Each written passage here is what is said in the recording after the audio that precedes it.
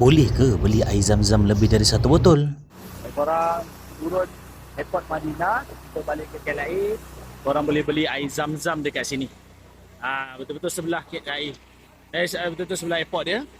Ni air zam-zam, harga dia RM12.5. Tapi sekarang ni aku tengah confirmkan, kalau ikut yang aku baca, satu pasport boleh dapat 1 gallon maksimum.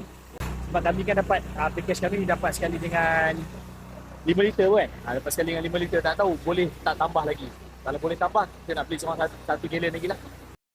Guys, duka cita dimaklumkan bahawa hanya dibenarkan seorang ataupun satu pasport, satu air zam-zam sahaja.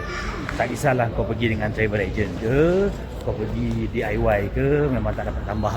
So kami punya beli ada 4 botol, 4 orang, 4 kotak tambah, semua tak dapat. Dia tagging satu kotak je.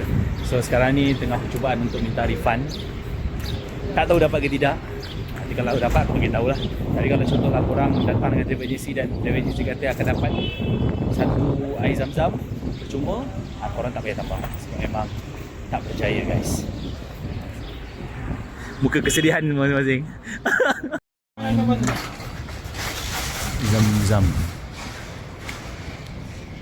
Berjaya ke tak berjaya? Berjaya. Berjaya. Tengok sikit. Dapat balik refund. Selepas pergaduhan, muka-muka kesedihan. Tak ada hutang. Oh iyalah kan. Dah. Selesai lah khalas lah. So guys, jangan beli kalau dah dapat. Membazir. Ni kita punya. Muka kesedihan masing-masing. Kekecewaan nampak di wajah.